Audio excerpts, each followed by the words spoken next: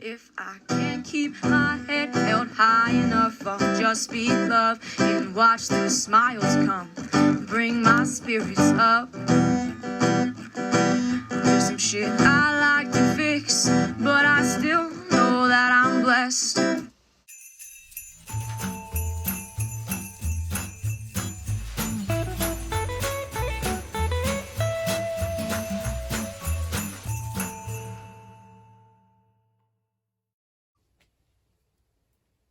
All right, I'm going to continue on with the Pretty Paper book by good old Willie Nelson. And the chapter we're on is after Stella Harmony. Excuse me. It's after Pretty Paper, before Gone, but it's not listed here. And you can see it's quite a few pages. So, and it's pink page with no title, pink colored paper. So I'm as curious as you are. I did read this book before, but it's been a while. So let's read on and see what this part is all about. I've tried writing this as a song because songs are the easiest thing for me to write, but a song can only say so much. A song lasts just a few minutes. I need more time than that. I need to take my time to say what I need to say. I need to remember that back in school, I got high marks at reading and writing. My teacher said said I knew how to express myself. In junior high, Mrs. Hatcher, my English teacher, said I was a natural-born storyteller. Well, the longer this story stays inside me, the more it hurts and the more damage it does. I admit it. I'm feeling damaged. That's why I'm starting on this piece of paper. That's the color of ocean blue. Okay, I understand now, guys. Sorry. He's going to read each of the colored pages from Vernon. So this whole pink section is representing Vernon's words. All right, continuing on. I've been feeling blue, been feeling like I'm drowning for so long that sometimes I believe I was born that way. But I wasn't. I was born in sunshine. Mama said I was born at high noon on the most beautiful May day of the year. So right now, I'm switching to yellow.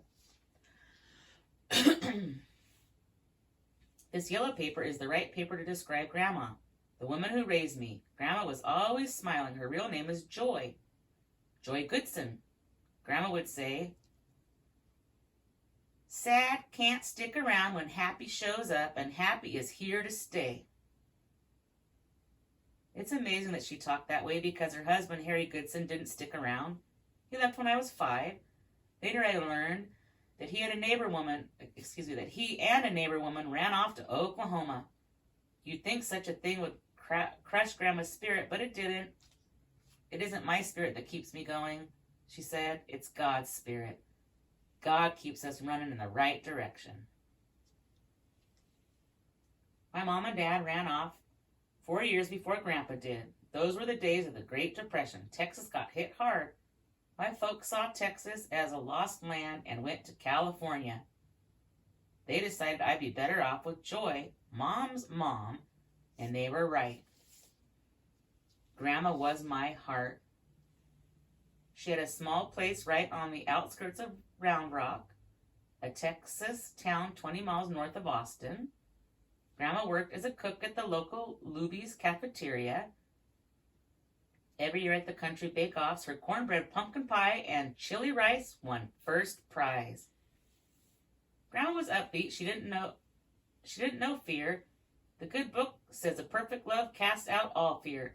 She'd quote, I'm not saying my love is perfect, but God's love is. All he can do is love. God don't know nothing but love. Love wasn't all I knew. I also knew envy, which is why I'm writing on green paper. Green is the color of envy. I had lots of envy. I envied kids who had brothers and sisters. I envied kids who lived in big houses in high school. I envied kids who had their own cars. I envied kids whose parents owned real farms with horses and cows. Not like Grandma's little scrawny plot of land with a few chickens running around. To keep from going hungry, Grandma and I would have to work at adjoining farms where she'd help out in their kitchen and I'd work in their fields. I envied people who didn't have to do that. I envied families where the mother and father hadn't left their kids behind. Families where generations of loved ones lived under the same roof. I'm using a deeper shade of green paper because the envy got deeper. I couldn't shake it. And even worse, I had to hide the envy because I knew it was wrong. I was ashamed of feeling the way I felt. Grandma scrimped and saved and sacrificed for me, and there I was, bitching and moaning in my secret mind, thinking how I'd gotten a rotten deal because Mom and Dad had run out to California. I lived for their letters. They came every once in a great while from Mom, never from Dad. She said they'd opened a car wash in the city called Carson, just outside Los Angeles, but the water pipes burst and they had to close down.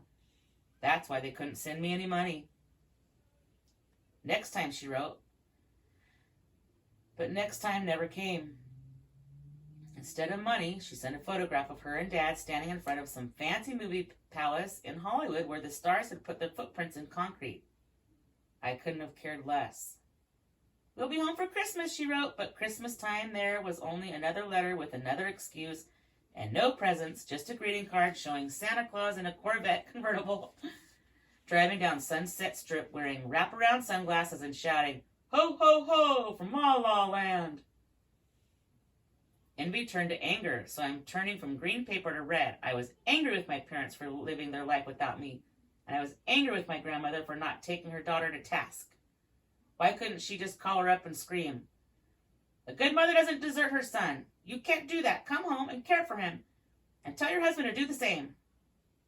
Why wouldn't my grandmother, who was so close to God, invoke his wrath and tell my mother, "God hates you for what you've done. God condemns you. God will send you to hell."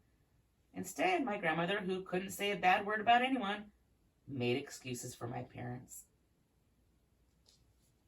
Some people are capable of raising children, she said, and some aren't. Then why did they have me, I asked. It was an act of love or an accident. Every human life is a blessing, she said. I wanted to say that I felt cursed, but I didn't. I didn't want to hurt grandmother. I didn't want to make her think I was ungrateful for all she was doing for me. So I pushed down the anger and went on with my life. I think of pumpkin orange as the color of Thanksgiving. On this sheet of orange paper, I'm writing down all I can remember about the amazing Thanksgiving when, out of the blue, my mom and my dad showed up in Round Rock. It was the late 1940s. I was a teenager working weekends at the gas station out at the highway when an old packer pulled in. At first, I didn't recognize the man rolling down the window and offering a smile. He had whiskey breath and an untamed beard. "Vernon!" he exclaimed. "Don't tell me you don't know your own father."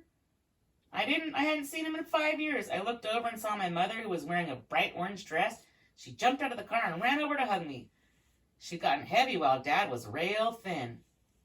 "You handsome devil, you," she said. "My son, my beautiful son." She was crying, and though I tried not to, so was I. I filled up their car with gas and paid for it myself. We met up that night at Grandma's. The next day was Thanksgiving. I didn't want to tell you they were coming, said Grandma, on account of sometimes they change their plans. But they're here, and tomorrow we'll all be together. How long are they staying, I asked. I expect through the holidays. That Thanksgiving was the first holiday I remember spending with my parents. Watching Mom and Grandma working together in the kitchen made my heart sing. Dad tried talking to me, but booze got in the way. He couldn't keep his thoughts straight. By early afternoon, he was so plastered he fell asleep on the couch. He woke up in time to eat the most delicious Thanksgiving meal ever. Turkey, stuffing, gravy, cranberry sauce, creamy mashed potatoes, glazed carrots, green beans, hot water cornbread, buttermilk biscuits, and 2 freshly baked pies, pumpkin and apple, for dessert. After dinner, Mom announced that she and Dad had decided to leave California and were thinking of relocating to Dallas, only a few hours north of Round Rock, where they were looking to buy a motel that had just gone on the market. It even had a swimming pool where you can come and swim whenever you like, said Mom. The truth is that even though I was excited to be sharing Thanksgiving dinner with my folks, I really didn't know them. They were strangers. but I still loved the idea of their living nearby. I imagined that I would move into their motel. I'd get a car of my own. Life would be great. At the end of the evening, Mom gave me a big hug. Everything is changing, she said. Everything is getting better. Now that we're all together, we're going to stay together. Dad, who had overeaten, was back on the couch, snoring his head off. When he woke up, he got into a screaming argument with Mom, accusing her of hiding his wallet. His face turned beet red, and I thought he was going to haul off and hit her. I wouldn't allow that. I'd knock him out before he touched her. Fortunately, Grandma found the wallet, and the old man quieted down. In bed that night, I couldn't sleep because of the fantasies dancing through my head. I kept thinking of that motel. Dallas was a big city that always seemed out of my reach. Now, with my parents living there, Dallas would be part of my life. Finally, my parents would be part of my life. But when I woke up the next morning, my parents had already packed their things into the Packard and were fixing to say goodbye. Where are you going? I asked. Driving to Dallas today, said Mom. Can I come? Mom turned away from me. She couldn't even look at me when she said, we're staying with some friends while we work out the details on the motel. We need to get settled first, but you'll hear from us. Oh, and before I forget, we left you a Christmas gift with Grandma. Aren't you going to be here for Christmas? I asked. Gonna try. We need to get going, babe, said Dad, and they were gone. I can't write what happened next on an orange page. I need to go back to find white ink where my writing can show up. There won't be much writing on the black page. I'll make it simple. Me and Grandma weren't worried when we hadn't heard from my parents a week after Thanksgiving. That was normal. But then the phone rang and Grandma answered. As she listened, her eyes seemed to widen. Her eyes, usually calm, had an expression I'd never seen before. I heard the sound of a silent alarm. There was an alarm in her eyes. There was panic. She put down the phone, called me to her side, put her arms around me and said, there was a fire, a terrible fire. What kind of fire? I asked. A heater exploded in the old house where they were staying. They were sleeping up in the attic and the firemen couldn't get to them in time. You mean, they're gone, Vernon. They're gone. On this gray paper, I write what I remember of those days. On the day of my parents' funeral, the sky was gray. Grandma's face was ashen gray. The walls of the church were gray. The old preacher had unruly gray hair and spoken words that made no sense to me. He praised my parents as God-fearing people, a man and a woman who loved and cared for their family and friends. But hardly any of their friends had bothered to show up, and the truth was that the minister didn't know my mother or father, who had never even attended his church. He was saying all the things for Grandma. He respected Grandma because Grandma knew God, but my parents didn't. At that moment, neither did I. God was as gray and lifeless as the corpses in the coffins in front of the pulpit. If God is all good, how did my life turn out all bad? What did I do to deserve these parents? Why did they leave me? And why did they die in a fire? I guess it was because my father was dead drunk and couldn't help either Mom or himself get out. But I didn't really know. And I didn't really care. So if I didn't care, why was I crying my eyes out? Why was I sobbing uncontrollably? Why did my grandmother have to take me, a 15-year-old boy, and cradle me in her arms like a baby? These two people were never there for me to begin with. So what difference did it make that they were dead? They'd always been dead to me. I'd been an idiot for believing otherwise. Now, no more feelings. Now, stark reality. I know it's a strong word, but I had hatred in my heart. Hatred for my father. Hatred for hypocritical preachers who say beautiful things about dead people who are anything but beautiful. Hatred for my life that gives you hope and then turns hope into a cruel joke. Hatred for everything and everyone but my grandmother, who held me close to her, held me in the church, held me in the car driving to the cemetery, held me as we stood in front of the empty graves and watched the coffins sink into the ground. Grandma never let me go. I'll never let you go, she whispered in my ear. I'll never stop loving you, and neither will God. Grandma, bless her heart, did all she could. After the funeral, she bought a Christmas tree and decorated the house with bright red Christmas flowers. She cooked all my favorite foods, but it was still the saddest Christmas of my life. It's one thing to be sad during normal days, but during Christmas, the season of good cheer, sadness weighed on me twice as heavy. Didn't help me when the carolers came by to sing their songs about baby Jesus. Didn't help to sit in church listening to some cheerful sermon and seeing happy faces all around me. Everyone's happiness only added to my unhappiness. It was a long, dark winter, the longest and darkest I'd ever known. I kept picturing the fire. I imagined my mother trying to rouse my father from his drunken sleep, trying to drag him from the room, trying to save him, only to... I had to turn off my mind. I had to turn off my imagination. I looked out the window instead and stared at the slate gray sky. Winter dragged on. I thought winter would never end. That for the first time in history in the world, the seasons would never change. It would be winter forever, and my frozen heart would never feel warmth again. I'm writing on pink paper because I'm remembering the sunrise on a spring morning when everything changed. It happened in April. I got up earlier than usual. Something felt different. I looked out the window and saw a streak of pink brighten up the bottom of the sky. I can't tell you why, but watching the darkness lift into light, I could feel my heart lift. My heart had been lead heavy. The heaviness got increasingly worse because I wasn't talking. I kept it all inside. My grandmother knew to let me be. She knew I was suffering in silence and that no coaxing could get me to open up. So, instead of lecturing me or forcing the Bible down my throat, she reassured me of the only two things, that she loved me and that God loved me. I knew she did, but I still didn't know about God. I also wondered why Grandma never doubted God, since God hadn't given her such a great life. The dark cloud of doubt had been hanging over my head ever since my parents' death. In spite of Grandma's efforts, Christmas had been miserable. I hadn't even bothered to open my gift my mother had left for me. It's a big box, said Grandma. It must be something wonderful. It'll just remind me of them, I said. I don't want to be reminded. I understand, Vernon. I'll put it in my closet. You take your time and open it whenever you like.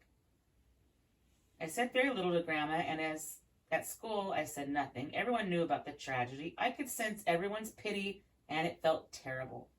Pity was the last thing I wanted. Pity seemed to mark me as a pathetic person. I tried to push ahead and forget what had happened. I lost myself in books. Reading Huckleberry Finn and The Call of the Wild was a way of getting out of Round Rock and living in another world. Make-believe worlds were better than my real world. Things change, Grandma would say over dinner. Nothing stays the same. Moods change, seasons change. Good follows bad, like day following night. Good things will happen to you, but they won't happen on your time. They'll happen on God's time.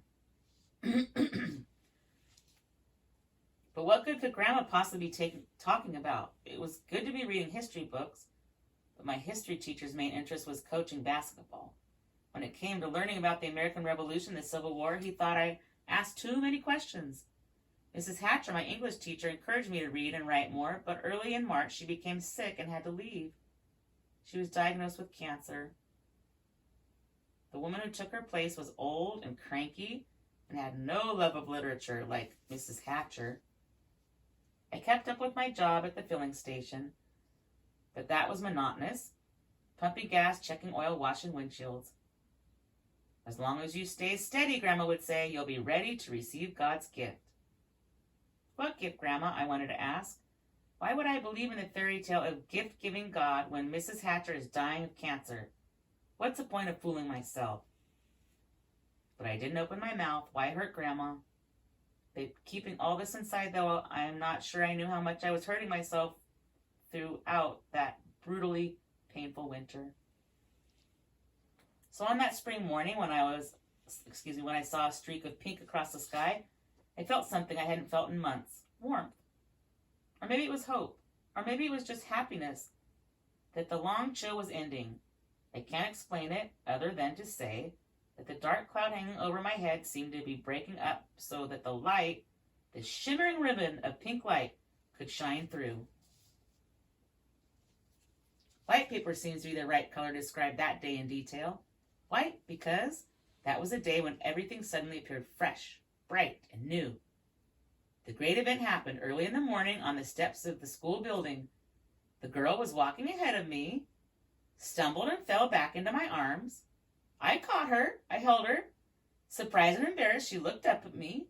Her eyes were emerald green. I had never seen eyes that green before. Her glowing eyes took my breath away. Her eyes seemed to be smiling. She had a sweet little button nose and deep dimples in her cheeks. Her thick blonde hair fell over her shoulders and was cut in bangs just a few inches above her eyebrows. Her bangs gave her a mysterious look. "Sorry," was the first thing she said to me. "Nothing to be sorry about." My first day of school and I was about to fall on my fanny. I had to laugh. Girls at our school didn't talk that way. "Are you new here?" I asked. "Yes, we just moved from Oklahoma. My name's Marla Covington." "Thanks for saving me." "I'm Vernon. I didn't do anything." "You're in the right place at the right time. Maybe you can show me around school." "Sure thing." A pretty girl showing any interest in me was, well, a brand new world. In my old world, I was shy and a loner. Because I always had to work after school, I could never go out for sports. I was big and strong enough to play football and basketball, but never got the chance. The girls latched on to the athletes. When it came to school parties and dances, I found excuses not to go. Aside from Willard Parsons, who worked at the gas station with me, I really didn't have any friends at all. Approaching 16, not only hadn't I kissed a girl, I really never had an official date. And then suddenly, on this spring morning, Marla, in her white pleated skirt and tight white blouse, came waltzing into my life. She took the lead. She was so easy to talk to. I felt that I'd known her from a previous life. As I walked down the hallway with her, pointing out the auditorium, the cafeteria, and the gym, it was like hanging out with an old friend. "Why are the kids at this school so stuck up?" she asked. "Some are, some aren't." "You don't seem stuck up." "Got nothing to be stuck up about." That made her laugh. I couldn't remember making a girl laugh before. Marla laughed easily. Nothing was forced. Everything flowed naturally. "You better show me to my homeroom." I was disappointed to learn that she and I had different homerooms. "Hope we have a class together, Vernon," she said when I left her. We didn't, but that made me think about her all the more. Other than learning her name and that she was a new student, I didn't know anything about her. I wanted to say, "Look for me at lunchtime," but I didn't. I wanted to ask her for a phone number, but I chickened out. For the rest of the day, wherever I was, I stretched my neck looking for her. After school, I waited by the main door hoping to see her on her way out, but she never appeared. I felt like I'd lost out completely. But even if I had seen her, I had probably just frozen up. She was just too good to be true. I'm changing colors now, going from white to turquoise, because turquoise is the blue-green color of surprise and discovery. I need turquoise to remind me of the shock, the beautiful shock that happened that very evening. It was a Thursday night when Grandma worked late at her job. When I got off from the gas station at 7, I'd walk over to Luby's cafeteria and eat the leftovers. Grandma had saved me. It was only a half-mile away. I went in the back door and saw Grandma taking cornbread out of the oven. "Hi, honey," she said. "You look different." "I do?" "You look like you're waiting for something to happen." Before I could figure out how to reply, Marla walked by carrying a container of green beans. "Meet our newest helper," said Grandma. "She just came on today. Marla, this is my grandson, Vernon." My heart beating wildly, I couldn't pretend not to be overjoyed. I was all smiles, and so was she. Hey, Vernon, another nice coincidence, said Marla. And so you already know each other, said Grandma. Only seconds before we met, he had me in his arms, Marla said. Grandma looked puzzled. Marla explained, I tripped walking up the steps of school and he caught me. Well, that's Vernon, said Grandma. Always there when you need him. Best friend you'll ever have. I bet that's right, said Marla, looking at me with smiling eyes.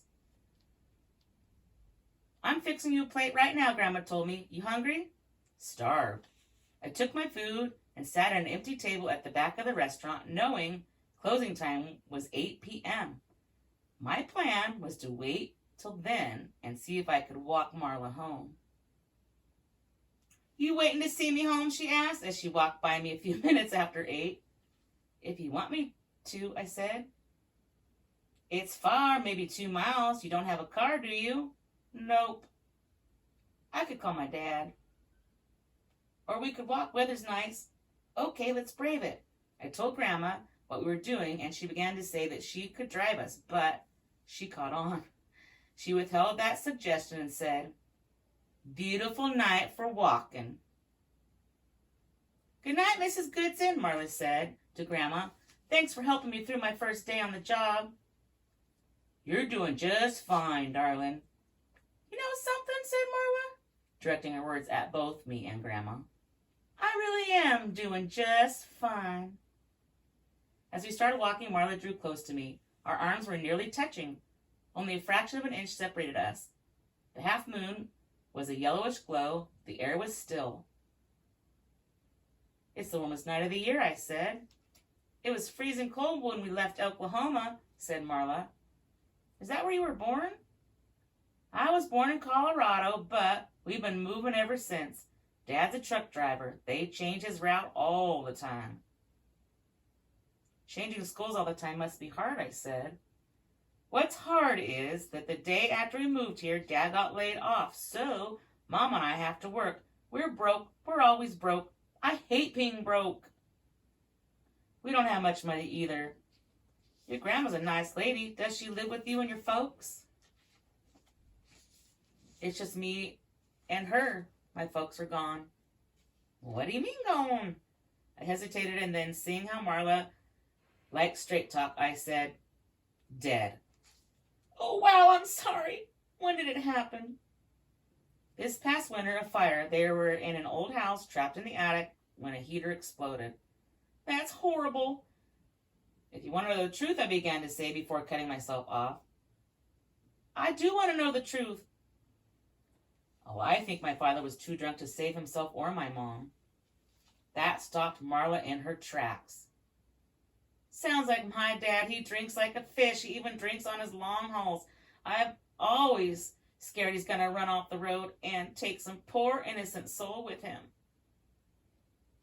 In these few seconds, I had shared information with Marla that I hadn't shared with anyone. And in turn, she was completely candid with me.